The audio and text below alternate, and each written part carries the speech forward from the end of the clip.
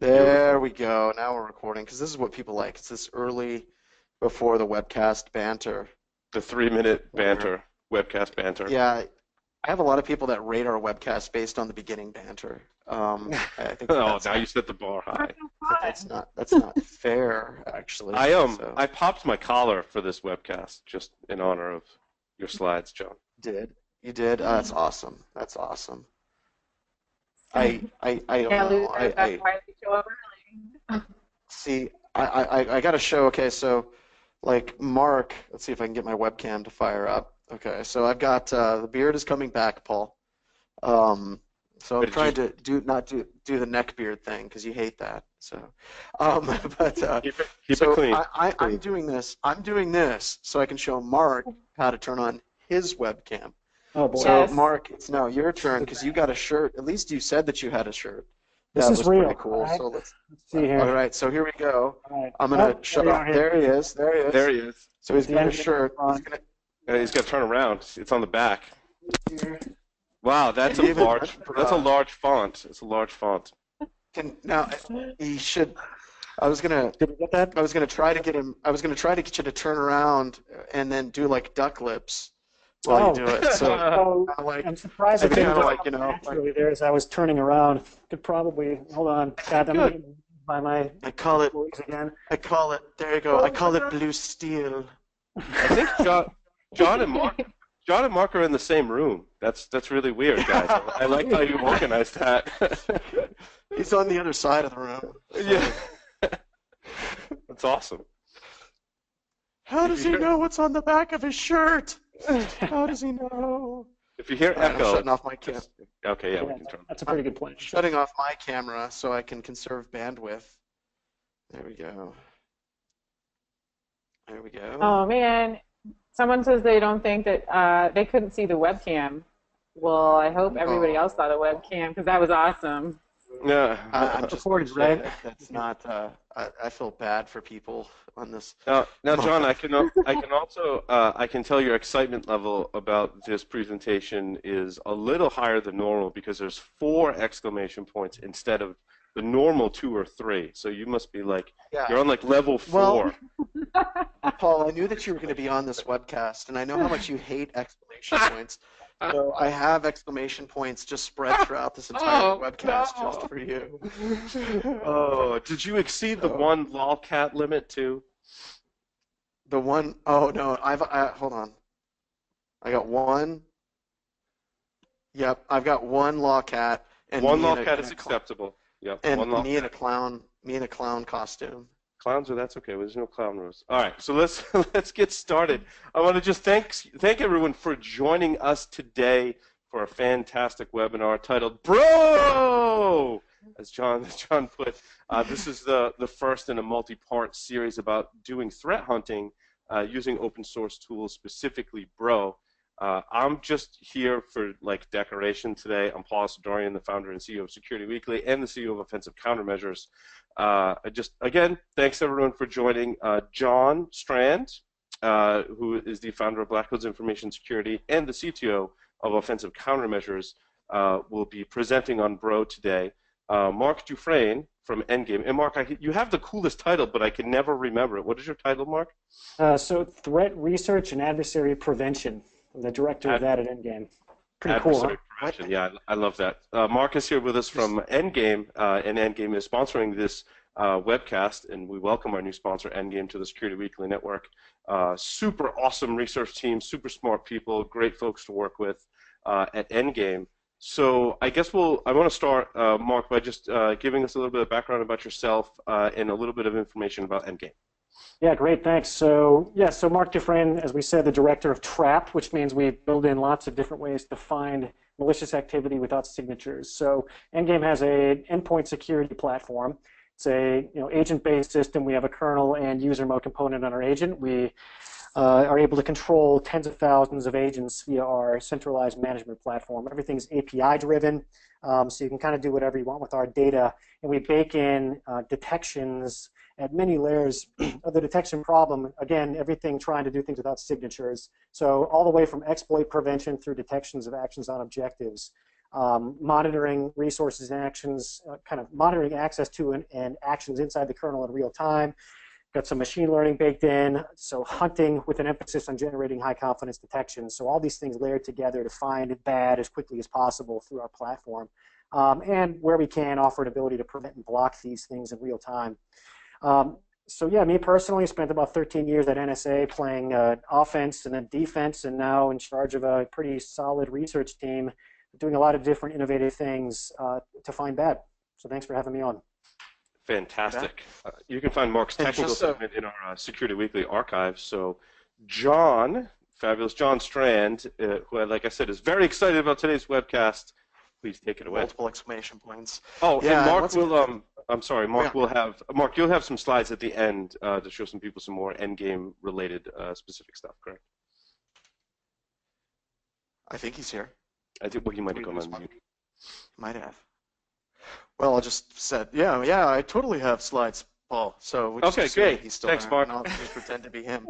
All right. Well, and also so people know, like Paul and I have have a number of criteria for vendors actually coming on with us. Number one, they have to not get pissed off about what we say during any Enterprise Security Weekly.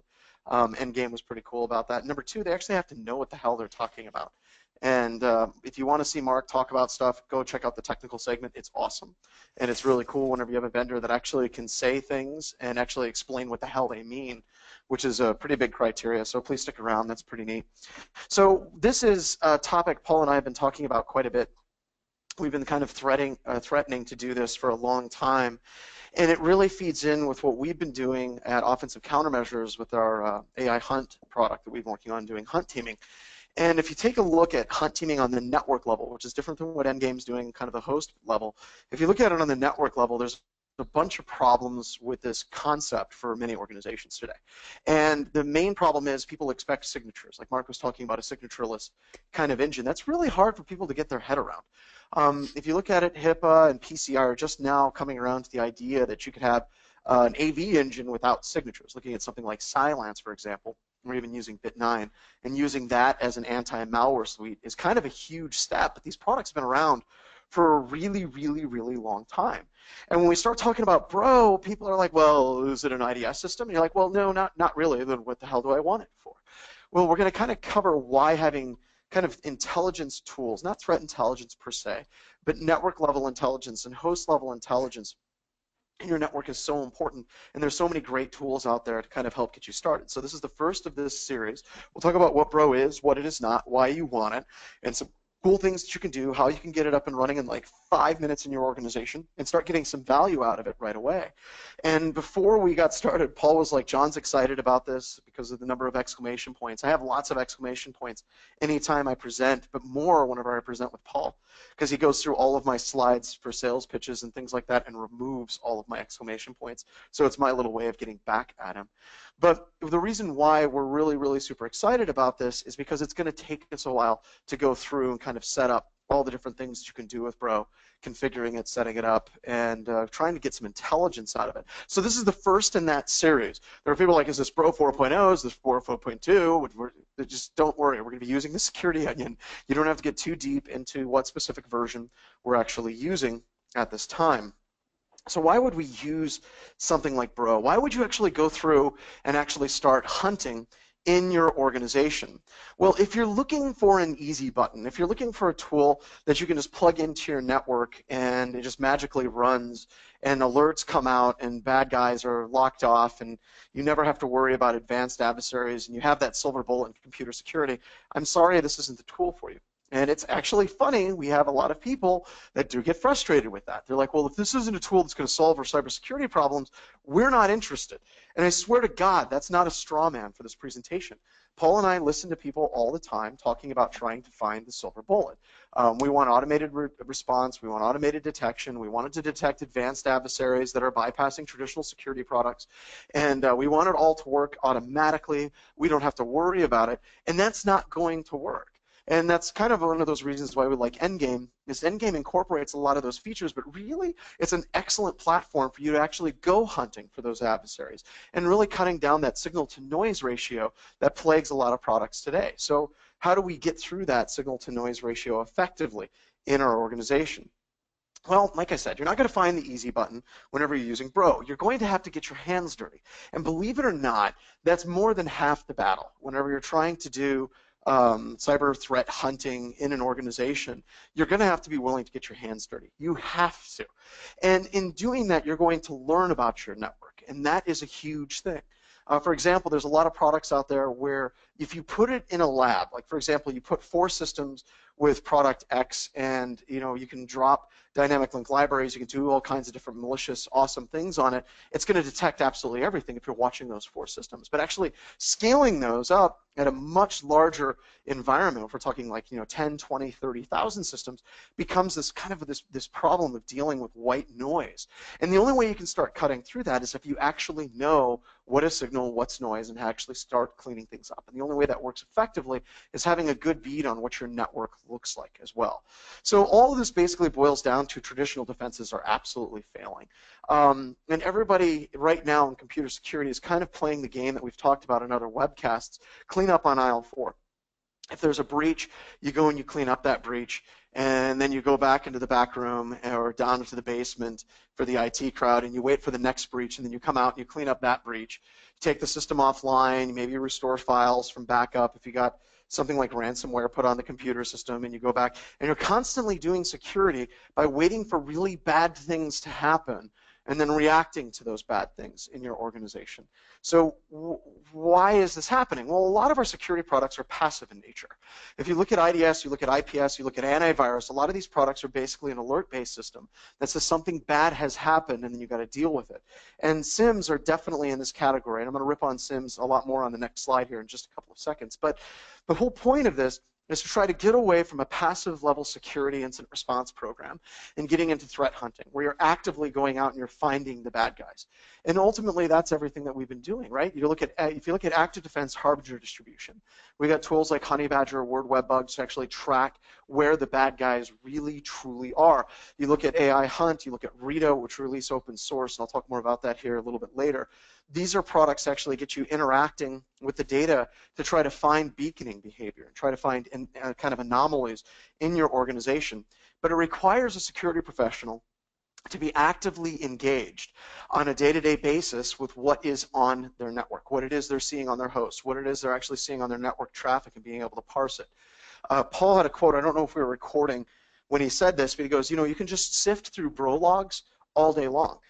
And why? Well, if you look at bro logs, you see all kinds of different interesting things on your network, like user agent strings. You see weird IPv6 solicitations. You see systems trying to query out for WPAT, for web proxy auto detection. Maybe you'll see LLM&R broadcast packets. But as you start sifting through that data, just going through it, right? You start seeing all of these weird little things like odd user agent strings or ridiculously long URLs and weird port combinations. And Bro can give you that ability to kind of float through your data. But you got to have that type of mindset where you're going to start floating through your data. You're going to start creating filters. You're going to start doing some analysis on what is actually happening on your network. Bro is not a system that's going to be like Snort. It's not going to generate alerts. It's just not going to jump up and tell you something bad is ultimately going to happen. So what Bro is not. Bro is not an intrusion detection system. This is one of those big things. For years, there was a rift in kind of the IDS community between Bro users and Snort users.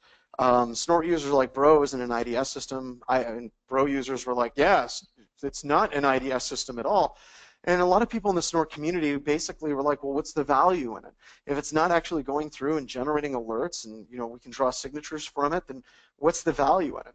And for a long time, Bro was basically an academic level platform. A lot of universities were funding and supporting Bro. A lot of universities were actually implementing and using Bro in their organization, or they were just doing it for research projects and doing analysis. And it kind of sat really second fiddle to Snort for a long time. But now all of a sudden, over the past 5 years, we're starting to see this huge explosion in people using Bro. And it's not because Bro implemented some kind of super awesome killer feature. It's just really, if you look at security professionals that advance to a certain stage in their career where they start asking questions and they're looking for tools that can help them answer those questions, then all of a sudden tools like Bro become exceedingly powerful. It is not an alerting system. You know, you can try to write alerts around it. I guess you could try to do some level of signature analysis. And to be honest, there are actual conventions. We'll talk about some of those a little bit later, where they actually do some level of alerting and they do shunning and they do dynamic stuff with Bro.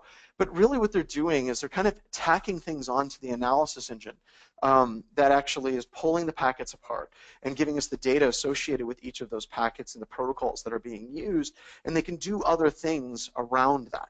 And that's really where Bro has a tremendous amount of power, is if you can actually break packets, you can do analysis for HTTP, for connection logs, for DNS, for X509 certificates, and so on, then you really have a good heart engine that you can then start building these other things around. And to be honest, that's what we're actually doing with Rita as well.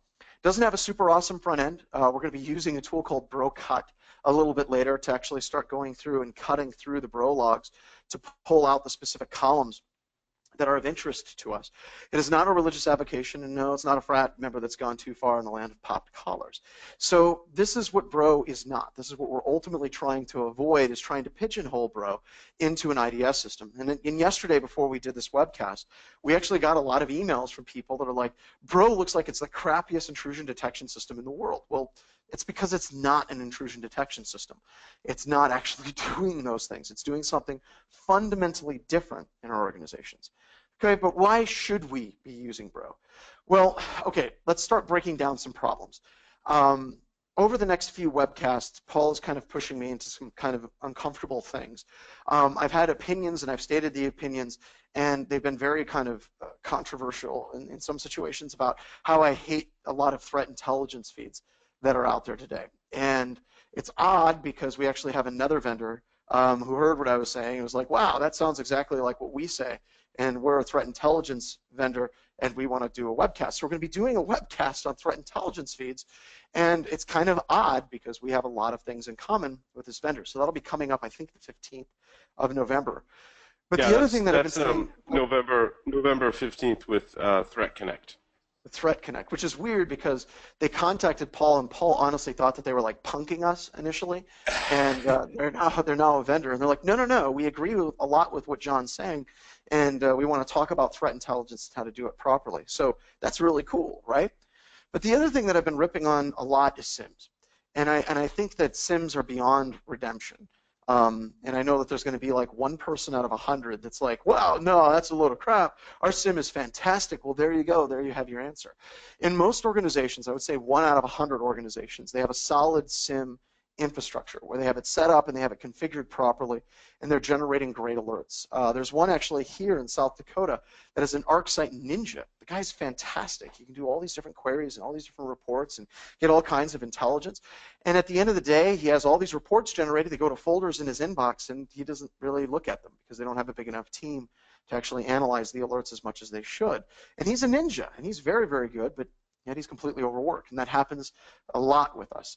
So what is it about SIMs intrinsically that makes them kind of a train wreck for trying to go through and do analysis for security level things that are happening on your network? Well, a couple of quick things.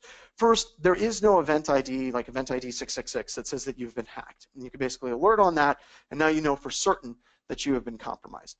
That's probably the biggest single one. Everyone assumes that we can generate a bunch of event logs, ingest the event logs, analyze the event logs, and find evil in an organization very easily.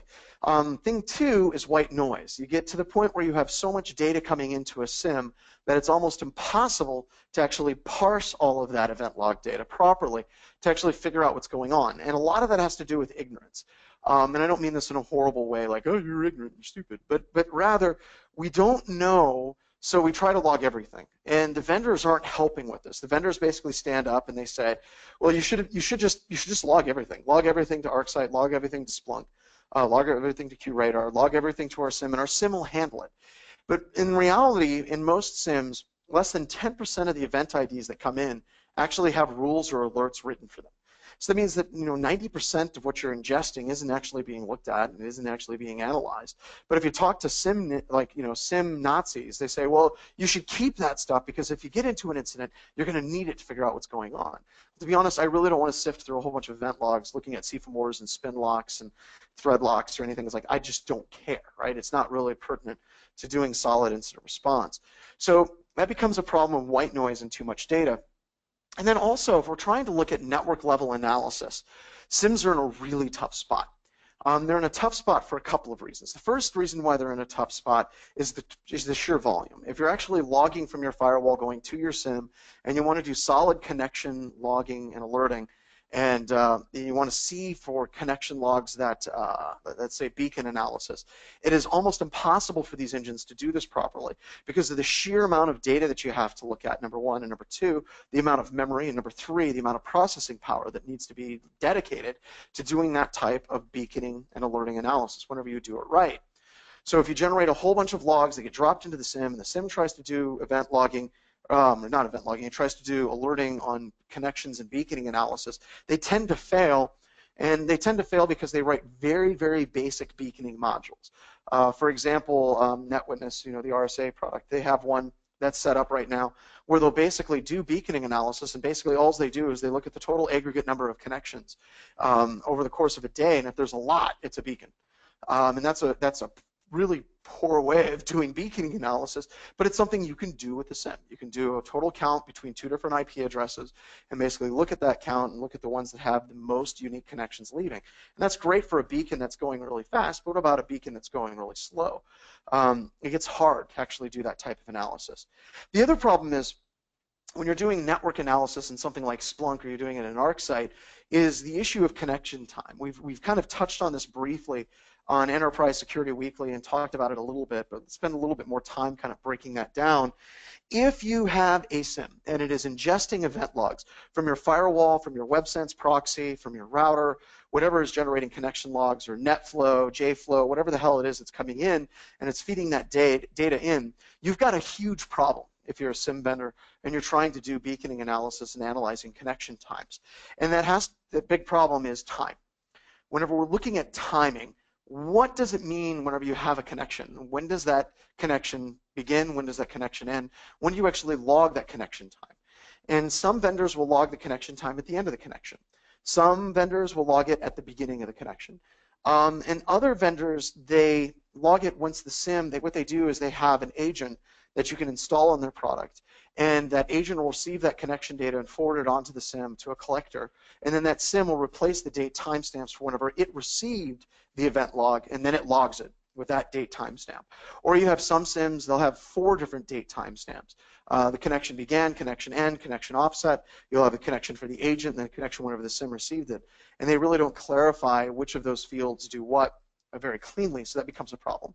And then you also have vendors like WebSense, where WebSense allows you as a user to basically configure the concept of time and connection on your own. So you can basically say, I want to log at the end, or I want to log at the beginning, and you can do an offset from beginning or offset from the end.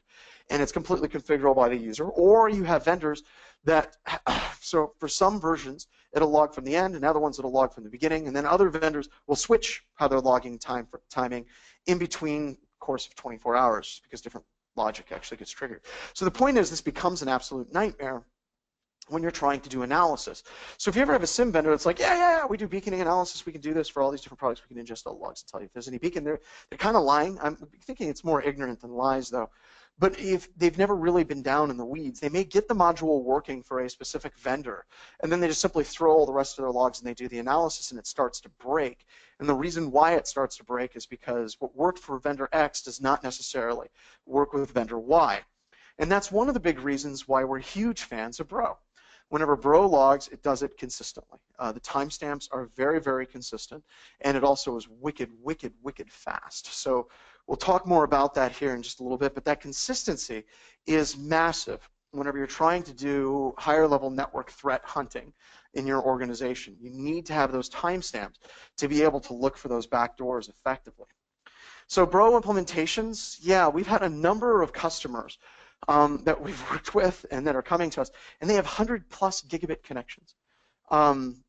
It's just massive, massive data connections, and they set up Bro clusters, and Bro can handle it in those organizations.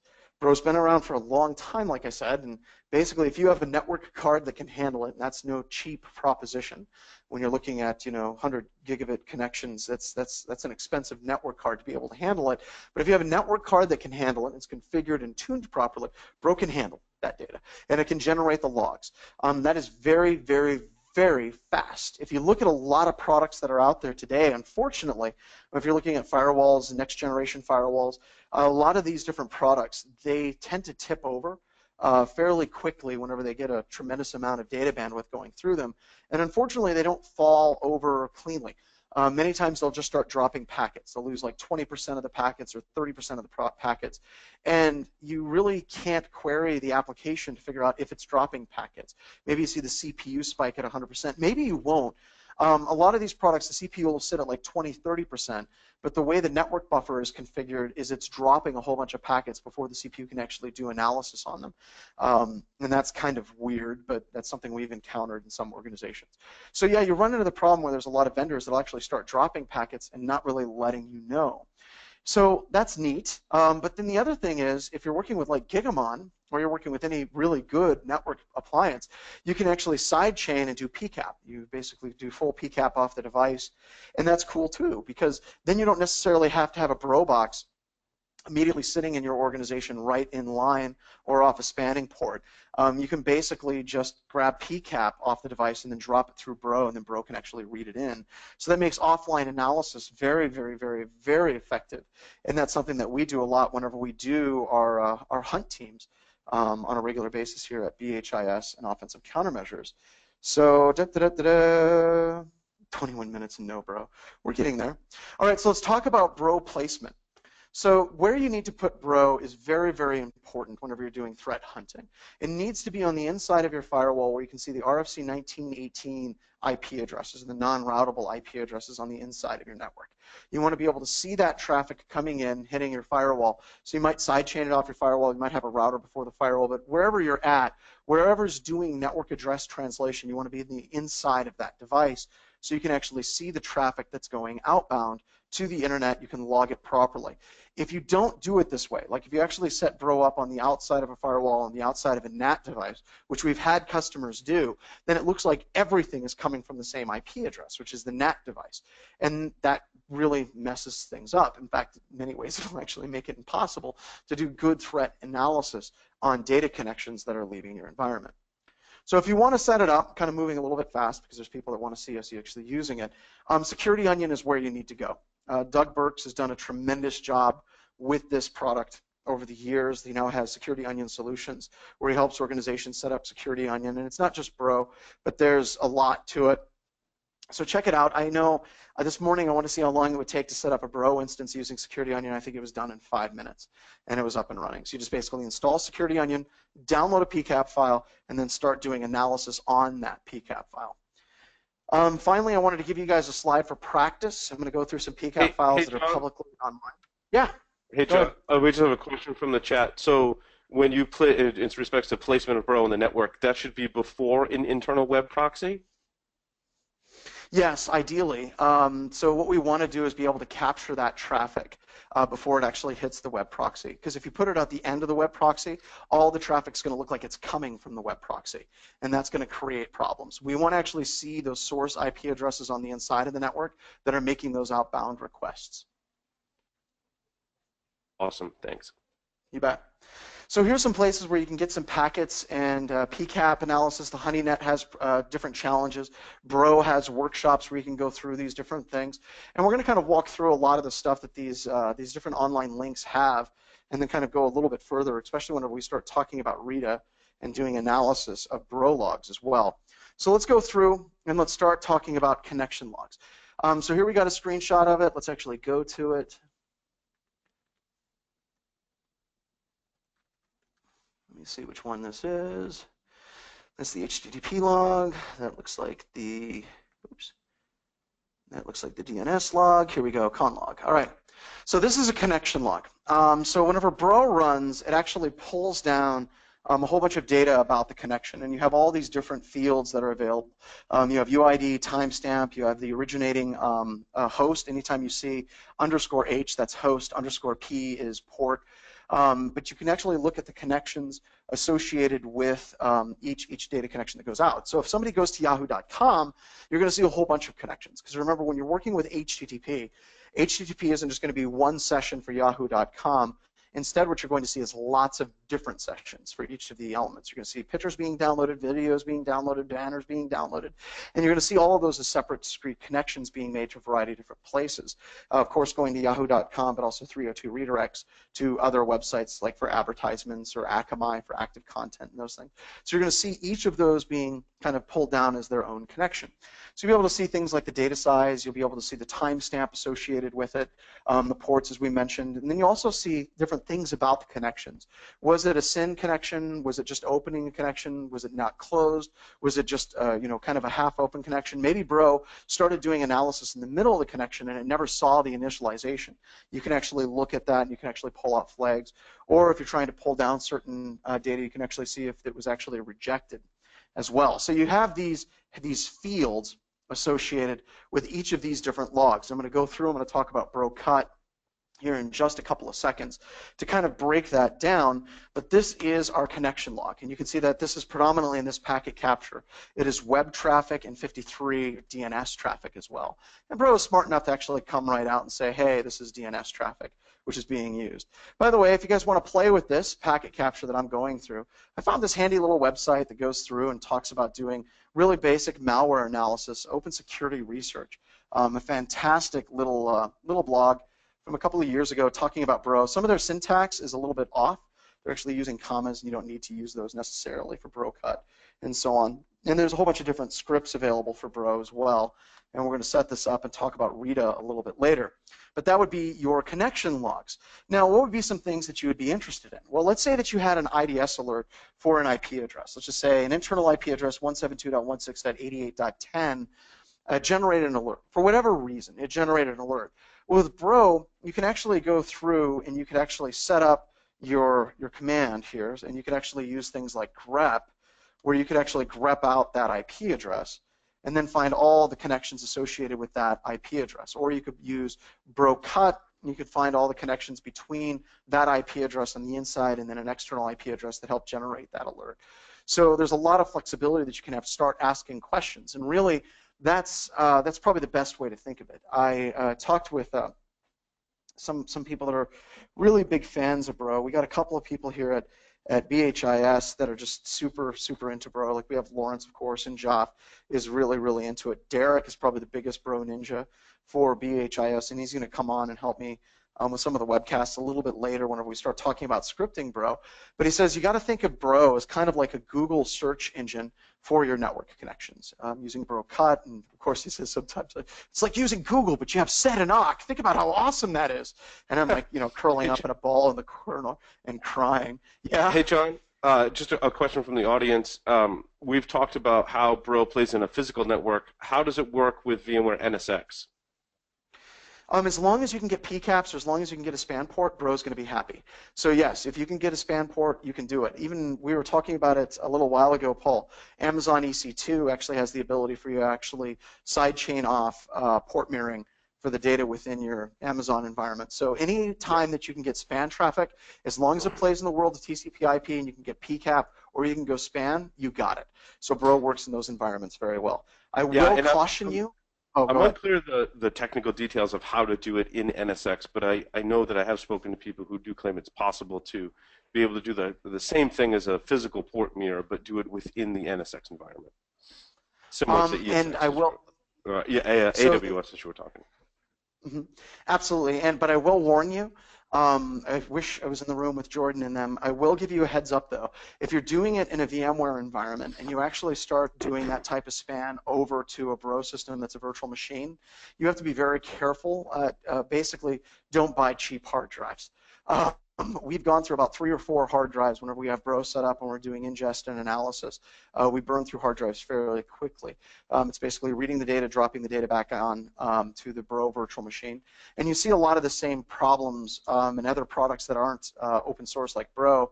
For example, there's some products that have everything up in the cloud and they ingest a tremendous amount of PCAP data and they run into sharding issues with the back-end database. So you do run into problems. So you want to make sure that you have some good solid hard drives. Anything that you buy, I would actually go through and Google ESX. I do packet capture and search specifically for hard drive failures because you're going to see some hard drives that just don't handle it very well. We do see some people that like to do this specifically with SSD drives. defense contractor that George Bakos works with. They do full packet capture and they do Bro for the log analysis, and I think they keep it for a month. Or at least they did keep up to a month of data, and they have basically petabytes of storage that are all running SSD. Now they also have budgets that they can support X number of millions of dollars making this happen, but they basically are doing that by moving over to SSD just so they can handle that level of bandwidth that they're doing analysis on. So be careful whenever you start dropping it into virtualization with a whole bunch of other platforms. I might actually recommend that you would span it off, and then you would basically have its own ESX box where it's just handling its own traffic at that point. If you're running multiple virtual machines and this on the same platform, you might run into a handful of problems, but once again, that depends on your hard drive. That was a long answer, but I know that because I've had to write the check for the hard drives when they fail, and that's a painful, painful, painful thing. So, Paul, any other questions or follow-up questions on that? No, the people chimed in and said yes, they've done it with NSX before, and someone was kind enough to post a link as well. Ooh. Someone's asking how much space should you plan to have Bro to have enough space for the traffic that you're collecting? Okay, so when you're looking at Bro, remember you're not doing full packet capture. And that also depends on what you're actually logging with Bro. If you actually have Bro set up and you're actually going to log files, all the files that are actually going through and you're doing full packet capture, it's going to be a lot of data, right? But Bro, generally, if we're looking at actually cutting down PCAP data into just Bro logs, we've seen where we've had terabytes of PCAPs that actually drop down to a few hundred meg of Bro logs. Because remember, what Bro is capturing is kind of metadata. It's not actually capturing full packet headers at this particular point, but it's breaking down information about connections, it's breaking down information about DNS, it's breaking down information about HTTP. So the real answer is it depends on what you're actually trying to carve out, but at the same time, we've seen it actually come down to not very much data at all. In the grand scheme of things. In fact, whenever we do hunt teams with organizations, they can ship us out a hard drive with Bro logs, and many times it's USB stick, as compared to doing full packet captures where they got to send like a massive hard drive or two out to us. But that's a big concern. That's also one of the reasons why we built Rita on top of Bro, is it makes it very flexible. We can actually put a Rita agent on a system that's running Bro, pull these logs off, and then do the analytics, and we don't have to worry about throttling the entire network. Be wary of any product that does full packet capture, especially full packet capture up to the cloud. Even if their technology is solid, they may run into issues once they actually get it up to Amazon and start doing the analysis. We can do that right, but once again, it's a very hard thing to do. Good question. Next question, Paul? I was just going to respond to Sean, who asks, what do you have recommend for a TAP solution on the physical side? My response was Dualcomm makes very, very small. They even support gigabit, but Dualcomm's a great name, known for tapping. And on the all the way up to the enterprise side, I'm sure there's a lot of stuff in between. We see a lot of Gigamon on the enterprise side. Yep, and that was one of those things when we were kind of setting this up. Paul's like, we've got to interface with Gigamon, and we basically spent 5 seconds looking at their website and saw that we could get raw PCAP spanned off of it, and we're like, well, we're done. And it just worked. Yeah, and it's a pretty common deployment that we've seen in the enterprise. Another person was asking about, is Bro in use in the enterprise, essentially, something about the open source solutions. John and I have personally seen it in a lot of large. We were actually kind of shocked how many large enterprises already had Bro deployed. Yeah, and that was another one of our big things. We were initially trying to do analysis on our own by loading the data, and that was becoming problematic. And then we also tried the SIM thing for a few months. This is like a year and a half, 2 years ago when we got started. And once we started talking to customers, we're like, well, we got Bro, and it was done. It was one of the easiest transitions in the world. And Paul, I can't remember how many installations. Isn't it like 47,000 different organizations are running Bro right now? Yeah, I think they had that number at one point. Yeah, a year or two ago, I want to say they claimed their user base was around 40,000. That could have also been a download number as well, but I have that statistic is buried somewhere. But I'd be curious to see from the Bro project. I got to reach out to them and get some current numbers, because I'm sure it's grown from even the numbers they posted a year or two ago. Well, and the other thing about that is one other kind of to cap this out. If we're working with an organization for a pen test, or we're working with an organization for a hunt team, or we're working with an organization to implement AI hunt, it's pretty much the organizations that are running Bro and have someone that knows how to use Bro. They're without question kind of the top of that kind of the top of that tier of organizations that are doing security right. Bro is not something you just blindly implement in your organization. You're like, oh, I don't know what that box is doing. It blinks. But no, usually Bro is installed by people who want to dig in and they actually want to know what's going on in their network. Sure. I'll let you continue, John. I'm collecting the rest of the questions, and I'll ask them when there's a good opportunity. So please continue. Sounds good. The next one, this is DNS. This is, all right, so this is HTTP logs. So somebody was asking whenever you run Bro, do you want to put it before or after your web proxy? And you definitely want to have it before. Once again, once the data hits your proxy, once your data hits your network address translation device, all the traffic that Bro sees is going to be traffic that is after that device. So it's all going to look like it's coming from that device, and you're not going to get very good intelligence out of it. So with this, the reason why this is important is you can actually grab things like user agent strings. You can grab things like what hosts are communicating out. You can actually see what are the requests that are being made as well. So that's kind of getting into Brocut, but let's go ahead and play with this just for a little bit. Let me sit down here, all right? So if we actually look at this entire log, let me see if I can actually make my terminal logs a little bit better. Make this 15. Let's kick this up to 17. There we go. Close. All right. So if we actually just cat out the HTTP log, and we're actually just looking at the raw traffic that's leaving, you can see that we have the URLs that are being requested. The hosts, of course, are right here. The internal host is right here, making the connection outbound to port 80. And then here is the URI that's being requested. And you can see that this URI is nuts. You can see this long, randomly generated URI. Now, that's kind of one of the hallmarks of malware. One of the things that we do whenever we're looking for data and doing a hunt team is looking at those long URLs. Long URLs can be used for a variety of different things. It could be used to try to bypass things like WebSense that are doing blacklist checks for known sites that are hosting up malware or pages that are hosting up malware. You can also see malware that's using base64 encoded URIs or parameters within the URI to communicate outbound as well. So there's a number of reasons why you would see the URI get ridiculously long. Now this is kind of cluttered. You can see up here, these are the fields that we actually have, right, that we can actually pull down. And with Brocut, it's a really nice little utility. You can actually choose which one of those values you actually want to pull down. So I'm catting out HTTP log and piping it through Brocut, and I got ID, org, host, that's the originating host, and then of course the host that it's connecting to on the outside. So you can see these really long user agent strings being used. So that's kind of cool. Now I may want to pull down the user agent string associated with it, and you can do that as well. And plus you can change the order of these things as well. So you can say you want the user agent to actually be first. You can absolutely do that just by shifting out the order of these different things. Paste it in. It kicks it out, so the user agent string is now at the beginning. And that's really powerful because you can actually start sorting these things and then, of course, actually piping it through and grepping out different IP addresses using sed and awk and things of that nature to make it really easy to start asking these questions from the systems on the inside of your network. So that's kind of neat, right? And the final one I wanted to show you, now there's more, and I'll show you those here in just a couple of seconds, is here we got DNS logs, right? So you can actually see that what I was pulling down is ID, original P, and then I've also got the query that's being made to these different systems, and you can see we have these random named .com and .biz and .ru sites as well.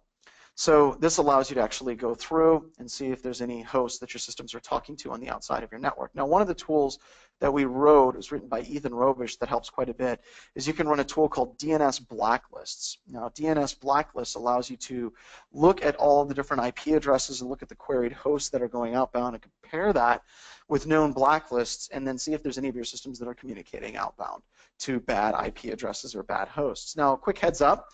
You're going to see your systems making queries to bad hosts and bad IP addresses. Just through the standard day of somebody surfing the internet, advertisements loading, you're going to see systems with 1 or 2 or 3 hits where systems are going through and they're hitting 3 bad IP addresses or bad hosts or bad domains a day. That's pretty normal. Once you start seeing a system that gets to like 6, 7, 10, 20, or 100, all of a sudden now it becomes a lot more interesting. It becomes a lot more interesting.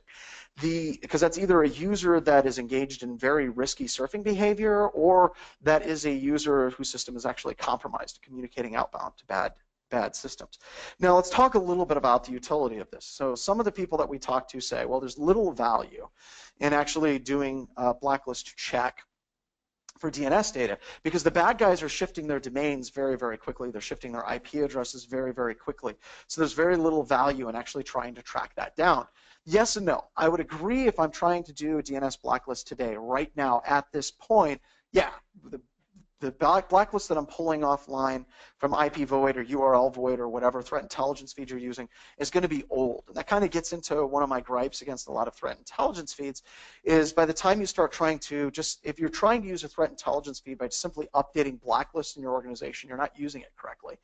But because the bad guy is going to be shifting their domain, they're going to be shifting their IP addresses very fast. However, what we have found whenever we do hunt teams with organizations, we'll get their PCAPs or we'll get their bro logs, and then we won't be able to get around to the actual hunt team on that PCAP data for like 2 weeks or a month after it was collected. Now that's stale data. What's the value in looking at stale data? Turns out there's a lot. Well, current blacklist with current traffic, I'm going to be missing a lot of bad domains and bad IP addresses.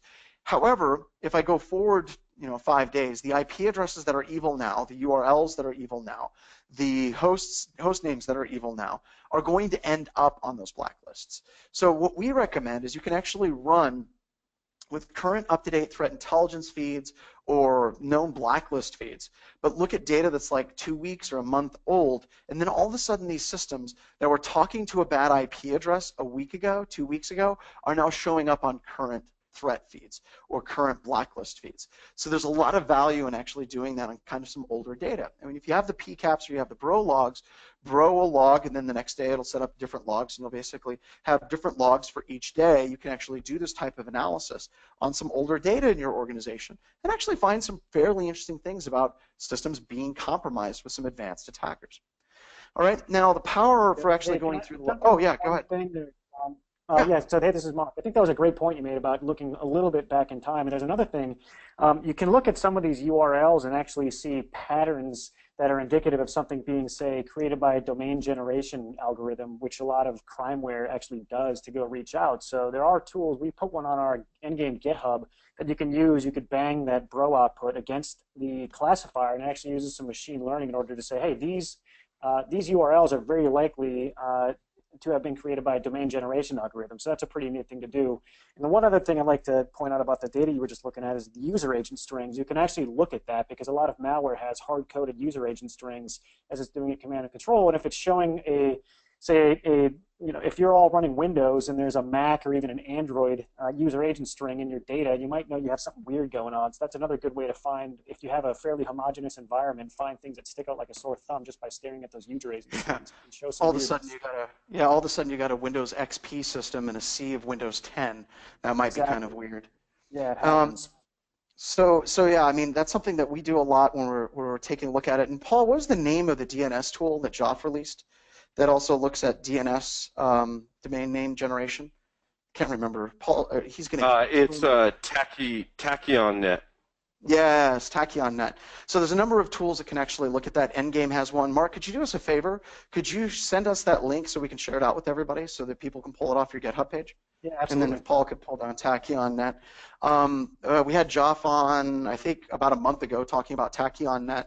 And it was interesting how he was looking at domains being generated, and just by things being spelt just a little bit wrong, it could actually trip some alerts on these different domains. And then the other thing that I know Joff's been working on is how old is a domain. If a domain has been around for 15, 20 years, that's somewhat interesting. But if a domain, one of your systems is talking to a domain that just started up a week or 2 weeks ago, all of a sudden that becomes even more interesting. And you can even do some analysis with SSL certificates as well. Doing that, but we'll talk about that more in another webcast. So very good points, Mark. Thank you. So where is all of this actually going? Where are we going with this? Well, eventually what this builds up to is we build upon the foundation of using Bro, and then we get into RITA. RITA, Real Intelligence Threat Analytics, of course named after my late mother. And the whole point of this tool is to ingest bro logs and do some hard analysis, right? To kind of break things down. So kind of setting this up very quickly, we'll actually give you guys the math and the code in a subsequent webcast because that's just fun. But you hear a lot of people talking about next generation AI, talk about machine learning, and there's a number of different algorithms that you can actually use. And one of the sets of algorithms that we use is k-means k-clustering for basically trying to identify quote unquote evil traffic on a network. So kind of give you an idea of where we're going on this foundation of Bro. All right. So we talked about connection logs, right? So let's just talk a little bit about how we could use some of these functions for just reading connection logs, just one simple thing.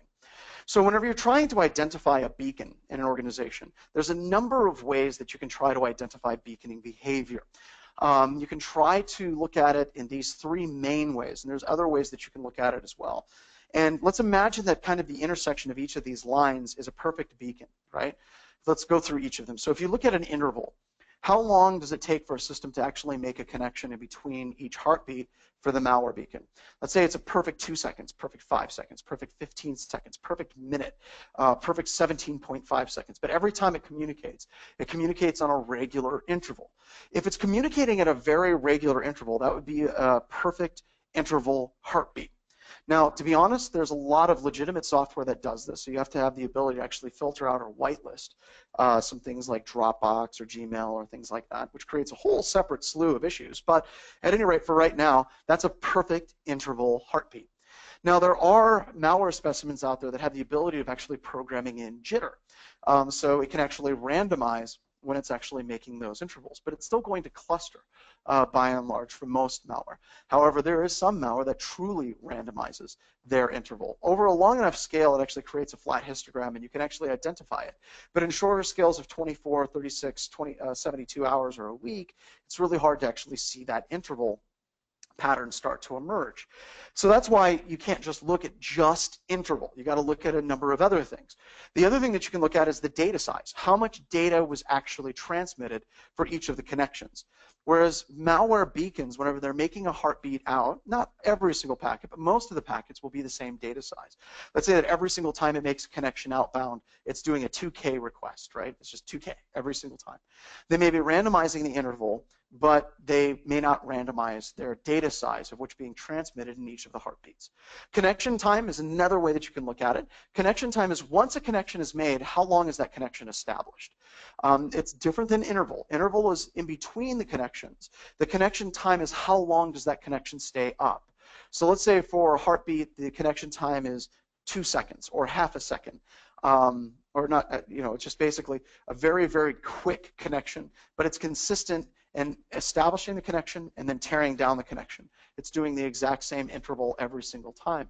So what you develop is you kind of develop a three-dimensional plot of trying to identify beaconing analysis on a network packet capture by using Bro, because Bro gives us those connection logs. We can read in the connection logs, and we can use Rita to actually go through and do analysis on those connections that we receive from Bro to actually kick back and say, these are the systems that are exhibiting beaconing behavior. Now, once again, some of these systems are going to be legitimate systems without question, but we can also filter out or whitelist those. So if you have something like Dropbox or you have something like an SNMP trap out online, which we have seen, you can actually filter those, and you can actually start getting down to the point where you're actually getting some very, very interesting beaconing analysis. And if you guys want, there's a couple of things you guys should look at. Just giving you guys a couple of quick websites. First, I wanted to give props to John. John said Bro is his cornerstone. He's a huge fan. Already maybe mentioned it, but I definitely give a shout out to the Freenode Bro channel, BroCon and Bro for Pros, and Try Bros to get started. Those are all absolutely great websites and different cons to actually go through and check out. Also, Bro has a fantastic online kind of man page talking about what each of the different fields actually means, so you can actually set up your own queries for these different things. So be sure to check those out. And there's tons of little challenges out there and absolutely everything. But I wanted to give you guys kind of a heads up on where we're going.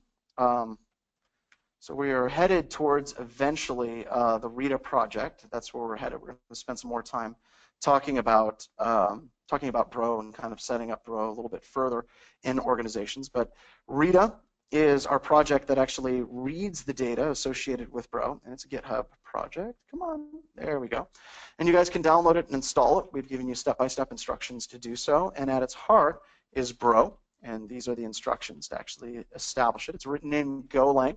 Golang is awesome because it's a very fast, multi-threaded, cluster-capable kind of front-end, or not front-end, coding language, and it's built on top of MongoDB as well. So this is something you guys can play with, and this is ultimately where we are going with all of this stuff as well.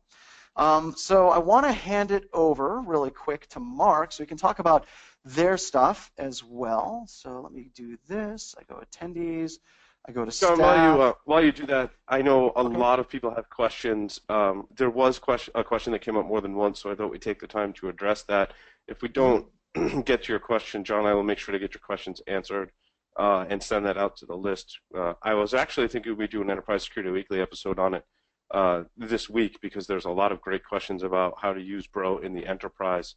Thank you for all of your questions. We're going to do a whole segment, make sure they all get addressed.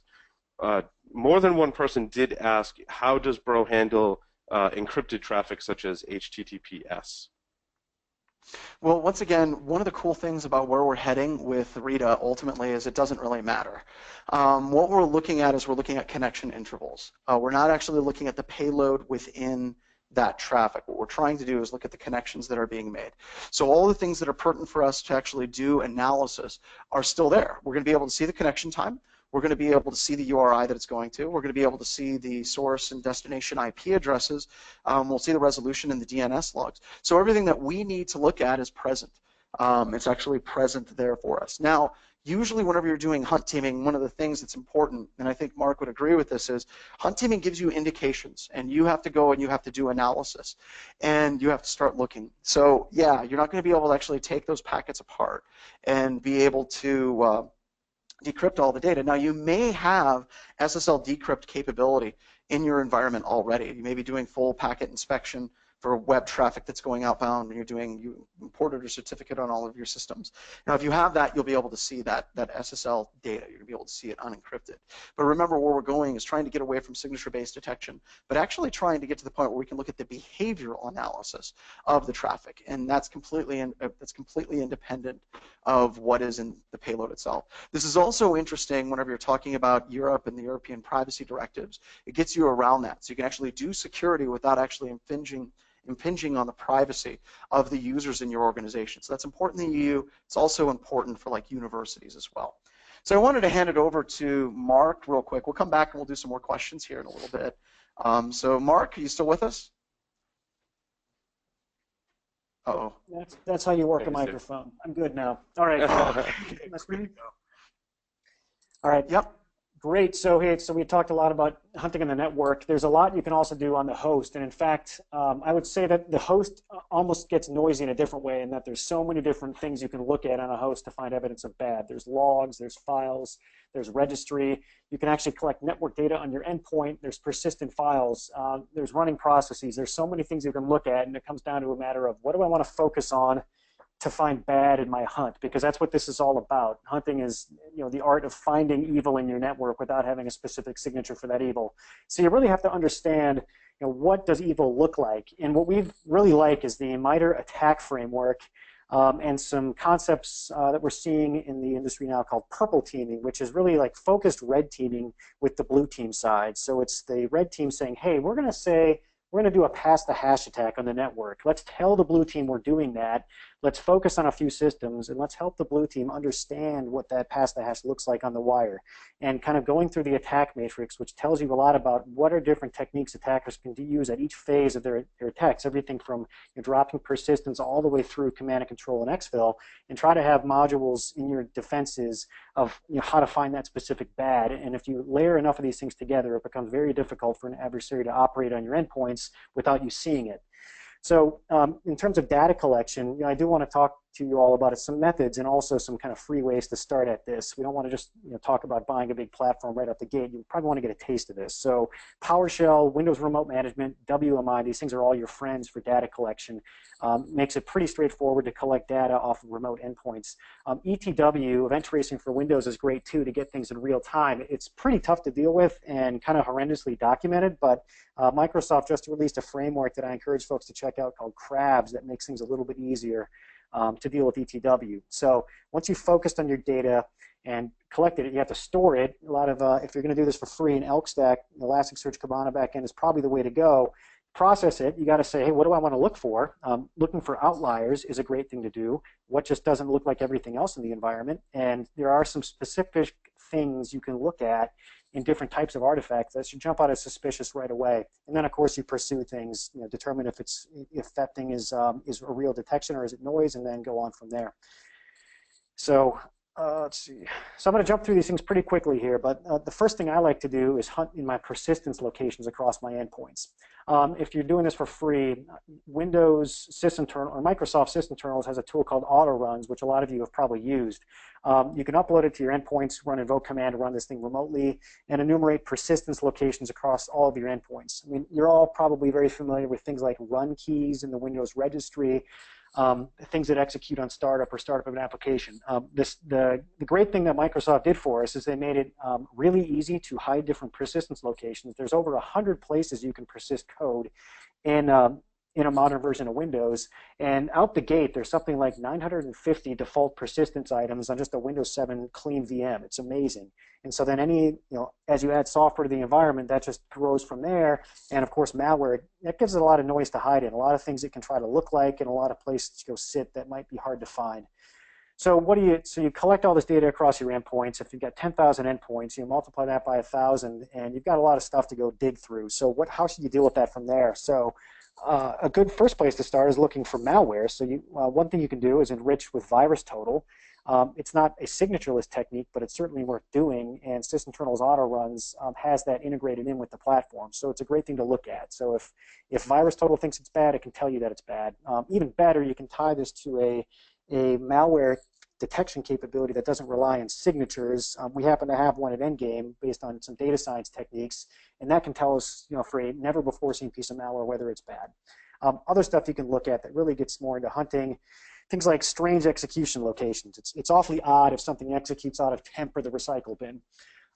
Look for file masquerading. So if somebody wants to look like something that might just pass a visual eye test, why not name your thing LSAS but put it somewhere else? That might blend right in. Or just the basic spoofing attack. Maybe you want to call it LSAS5, and that might blend in, and put it in System 32, and you're off and running. So just some strange stuff there. And basic outliers, look for strange signers. All these things you can stack up and find weirdness. You really should also then, the next good thing to do is look in your running processes across your endpoints. Collection of what's running right now is pretty easy. There's, I throw up on the screen a way to get that via WMI and just get data right now across your endpoints.